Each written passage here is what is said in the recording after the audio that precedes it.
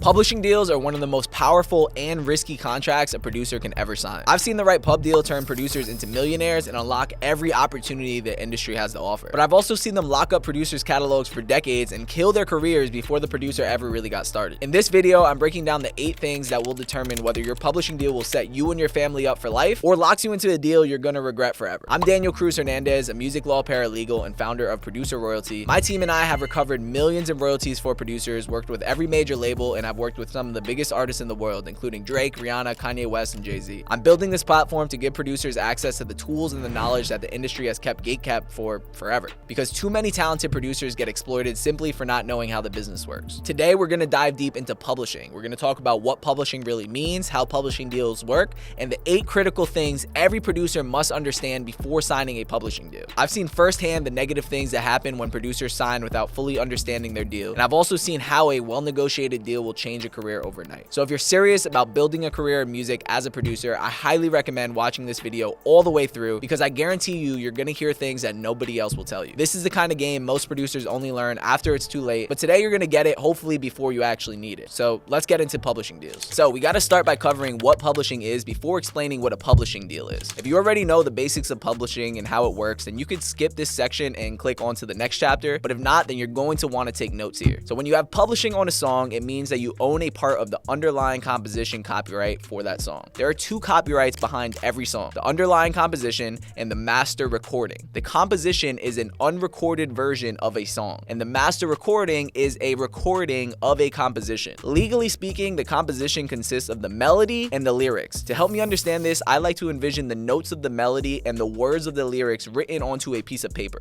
and that is the copyrighted composition. It is an unrecorded song, and once you record that song, you've created a master recording copyright. I'm not going to get into more details about the 2 copyrights in this video, so if you still don't understand the difference, then I highly suggest watching this video right here, where I break down everything producers must know about these copyrights and explain the 3 terms that a producer must negotiate when they get a placement. But for now, I'll say a few more things about publishing before we get into talking about publishing deals. First, composition, underlying composition, and publishing all mean the same thing. They all refer to the copyright that songwriters own, and a songwriter is anybody who has publishing on a song. Songwriters are not just people who wrote lyrics. Beat makers typically have publishing, so that means they are legally considered a songwriter, whereas an engineer or somebody who mixed or mastered the song usually didn't contribute to the lyrics or the melody, so they usually don't have publishing and they're not considered a songwriter. The next thing to know is publishing generates many different types of royalties, with many different organizations across the world that help collect these royalties. I'm not going to get into full detail on how each of these royalties work in this video, because the focus of this is specifically on publishing deals. But what I will say for now is that there are 3 main revenue streams that every songwriter must know how to collect. I really like this chart right here by BeatStars that shows the main revenue streams that a producer needs to collect, both on the master side and the publishing side. We're looking at this section on the right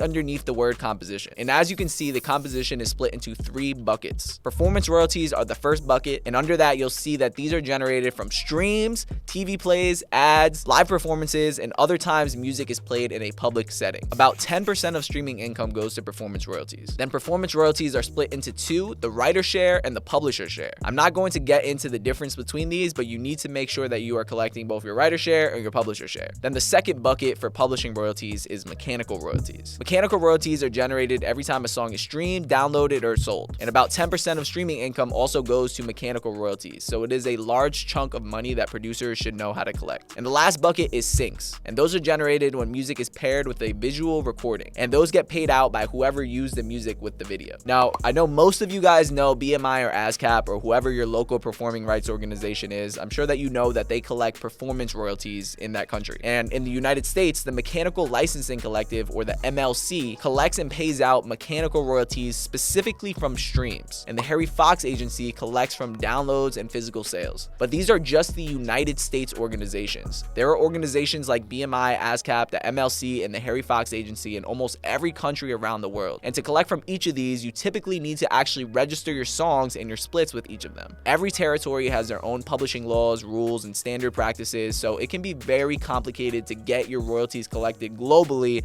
when you're doing it on your own. And that is where having a publisher comes in. So let's talk quickly about publishers before we get into the specific deals that a publisher gives a songwriter. A publisher is a company that specializes in collecting publishing royalties, and their job is to register your songs with all the organizations organizations around the world that collect publishing royalties, then pay you out your percentage from each of those. All of the good publishers have the relationships, systems, and knowledge to make sure all of your registrations are handled properly. And if another company wants to license your music, like if a movie wants to use your music in their film, then the publisher can negotiate that on your behalf. And another thing publishers do is they will help you resolve split disputes. Whenever one registration for a song is different from another registration for that song, it'll get put into a dispute. And if you've ever dealt with a split dispute, then you know that these can be a giant headache to fix. When a split dispute happens, the PRO will notify all of the writers of the songs and their publisher that there is a dispute, and they'll just hold on to the royalties and not pay anybody until you guys resolve the split dispute. So a huge benefit of signing with a publisher is you won't have to deal with resolving these issues that arise from split disputes. I really like this quote from publishing consultant Lamont Graves, who's one of my biggest mentors. He said, "Not signing up with a publishing entity to collect your publishing royalties is like working a job and only going home with 40% of your check." He says this because if you don't sign with a publisher, you're going to be missing out on money. You might be able to collect most of your performance royalties if you make sure your songs are registered with your PRO and you're collecting your writers and publisher share, but you will definitely miss out on some, if not most, of your mechanical royalties. So signing with a PRO like ASCAP or BMI will get you started, but then signing with a publisher will really take your royalty collection to the next level. Despite what a lot of companies want you to think, signing with a publisher is a very big deal. You are locking up the rights to your catalog potentially for a long time, and you need to think strategically before you sign a publishing deal, because you want to get the best percentage that you can, make sure whoever is collecting your money is actually going to do a good job, and they're able to get you the opportunities that they might promise you. You don't want to sign with just any publisher. You want to sign with the best publisher you can, considering where you are in your career, and think about how much leverage you have to get a better deal. All right, let's be real. Understanding the business side is not optional anymore. Producers today have to understand the business just as much as understanding the music. Otherwise, they risk losing everything that they've worked for. But there's only so much that we could cover in one YouTube video, and that is why I built the Placement Playbook, a step-by-step guide designed to help producers handle their business like a real professional. In there, you'll learn how to negotiate fair deals, catch the red flags in contracts, invoice labels properly, and collect every dollar your placement generates. I'm giving you the exact systems we use to help producers recover millions in unpaid royalties, and real templates, emails, contracts, and strategies that we use every single day. And we even show you how to get paid when your beats are stolen. And if you haven't landed a placement yet, that's actually the best time to start learning this, because once that record drops, it's going to be too late to start learning. So whether you're working with indie or major label artists, the Placement Playbook gives you the leverage and the confidence needed to take control of your career. So if you're interested, hit the link in the description to learn more.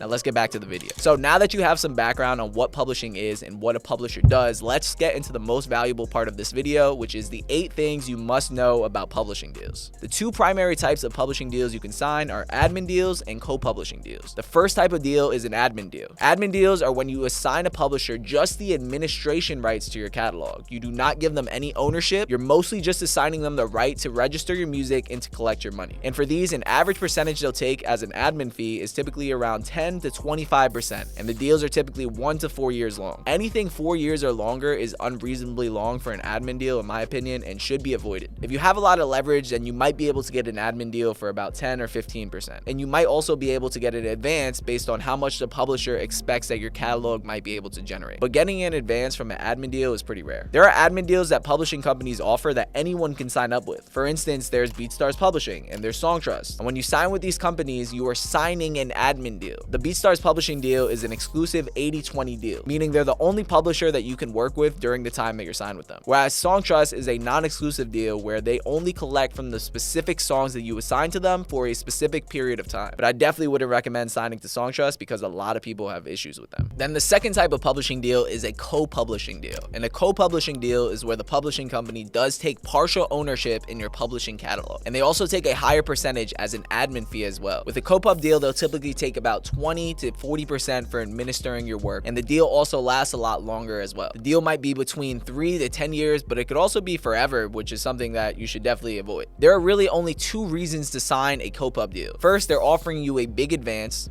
and they'll calculate that advance based on how much they expect your catalog to be worth and how much it'll generate. And that advance could be as small as a few $1,000s, but it could also be a few $1 million depending on how much money they expect you to make. And the second reason you might want to sign a co-pub deal is if they help you get opportunities. A lot of co-pub deals will shop your music for sync. Like if you want to get your music in 2K, it'll usually require a publisher pitching your music to 2K. Or a lot of co-pub deals will put you in writers' rooms and help you build your network to get more placements. And the theory as to why they take a higher percentage percentage and they actually do help you get syncs is because they want to make sure that you actually generate that money back. Otherwise, they would lose money by giving you that advance. But a lot of publishers will make all these promises to writers to convince them to do a co-pub deal and not actually follow through on those promises. So if the publisher says they're going to do X, Y, or Z for you, our advice is to reach out to other people who are signed to that publishing company and ask them what the publisher has actually made happen for them. If they didn't do anything for them, then the publisher probably is just exaggerating and it's not worth giving them a higher percentage and taking that advance. So that was a bit about the two types of publishing deals you could sign, which again are admin deals and co-pub deals. The next thing to know about publishing deals are the most important terms to look for in your contract. And from my perspective, there are 4 main terms to make sure you understand before signing any publishing deal. The first, of course, is how long the deal is, also known as the term of the deal. Admin deals, like I said before, should be between 1 to 3 years unless they give you an advance. And co-publishing deals can vary significantly, so those might be between 4 and 15 years or potentially last forever. So that's the term of the deal, but you must also know the retention period of your deal, which is how long the publisher keeps collecting after the term ends. The retention period typically only pertains to works that were released during the term. So for instance, with the BeatStars deal, it's a 1-year deal that automatically renews. And once you terminate, they will still keep collecting on your catalog or have the right to for any works that they've been collecting on during the term of the deal for another 1 year, because they have a 1-year retention period and 18 months for songs overseas. And 1 or 2 or maybe sometimes 3 years is a reasonable retention period for an admin deal. But retention periods for co-pub deals can be between 10 and 20 years or potentially last forever as well. So we talked about the term of the deal and the retention period for the deal. The third term to negotiate is your percentages. There are multiple percentages that your publishing deal will have in there because they typically take a different percentage depending on the type of income they're collecting from. For instance, they might take 80% from performance royalties, 70% from mechanical royalties, and 50% from syncs that they got for you, they procured for you. So you must make sure that every percentage they take is reasonable. Then the last important term of the deal that you must pay attention to is the advance that they give you. And the more you get up front, the worse the other 3 terms will be. And remember that most admin deals don't even give advances, but every co-pub deal should give you some type of advance to justify the percentage that they're taking. But remember, that's just the 4 main things to look for in the deal. There's definitely other important terms in there as well, but those are the main ones. And I'll cover a few more of them in this video. With that being said, the next thing to know about publishing deals is that not all publishing deals are equal. And that might seem obvious, but what I mean by this is that just because 2 contracts for publishing deals, they could be exactly the same, but that does not mean that you're gonna get exactly the same amount of money. There are a lot of fraudulent or incompetent publishing companies out there. There's a lot of smaller publishing companies that just call themselves publishers, and all they do is just register you with the local performing rights organizations like BMI and ASCAP. And they might not be collecting on a worldwide basis, which is something that you could just do yourself and you don't need to give anybody a percentage to do. Or some publishing companies will just straight up steal your money and report the wrong amount of income that they've collected for you. And it's often really easy for them to scam the writers because the writers oftentimes don't have any reference for how much they should be getting paid. We've seen 2 producers on the same exact song with equal shares and both sign an 80-20 publishing deal, and one producer will get 2 to 3 times more money. And that's because their publisher is being a lot more diligent in ensuring that their music is being registered with all the collection societies in a timely fashion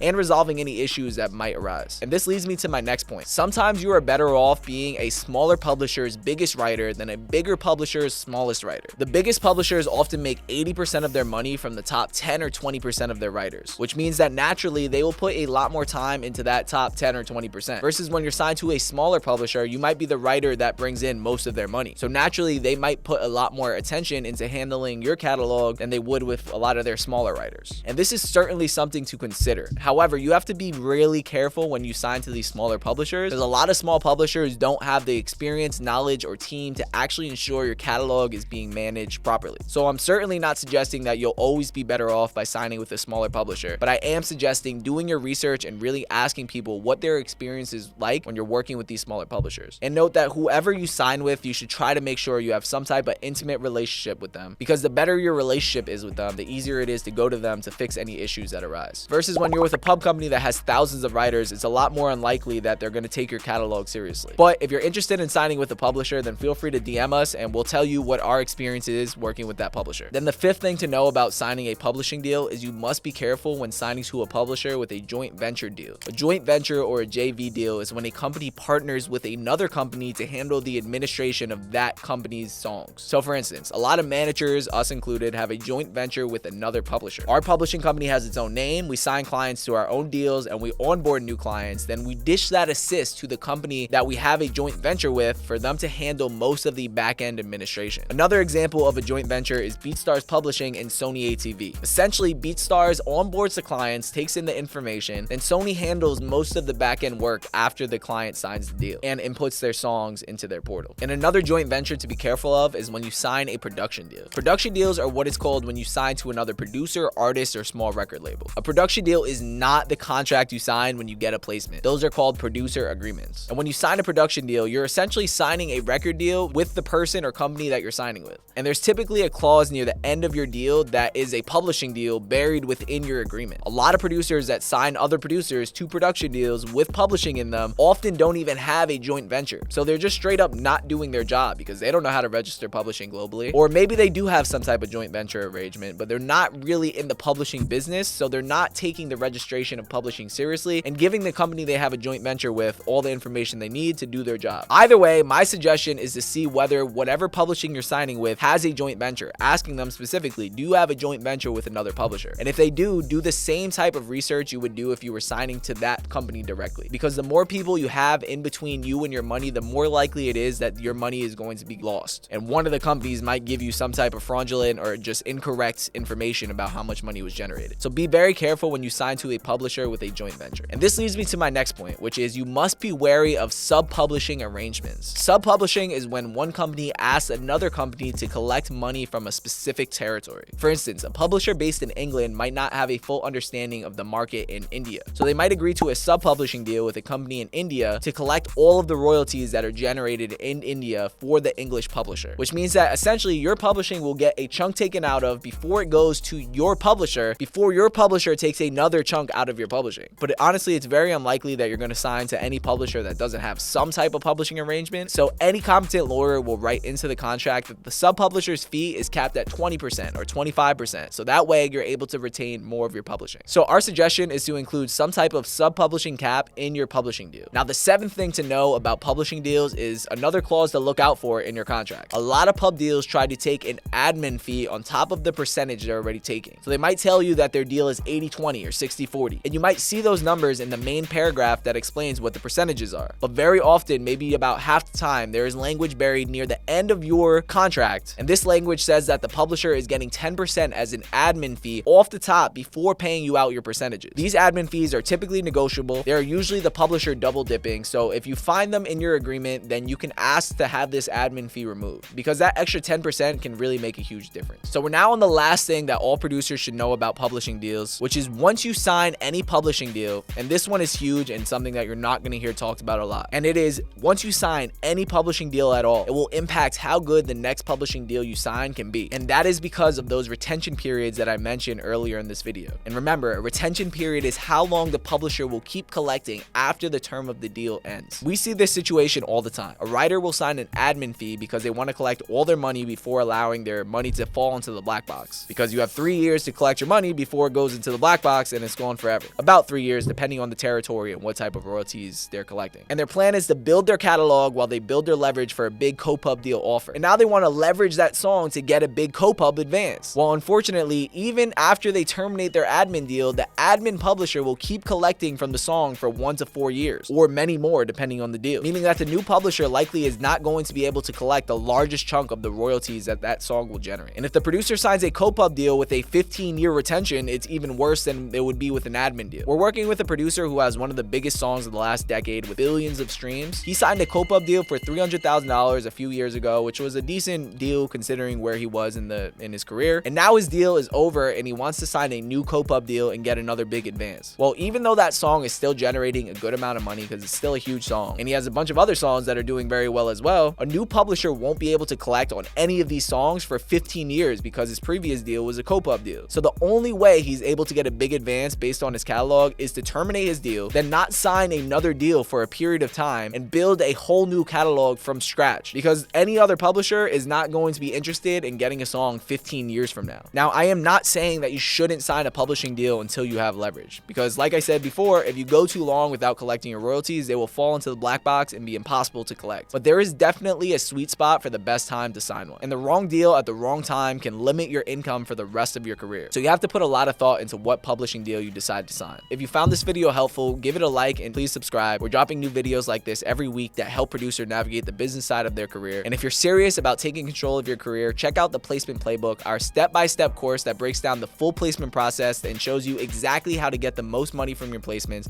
and take full control of your career. Thank you for watching, and I'll see you in the next video.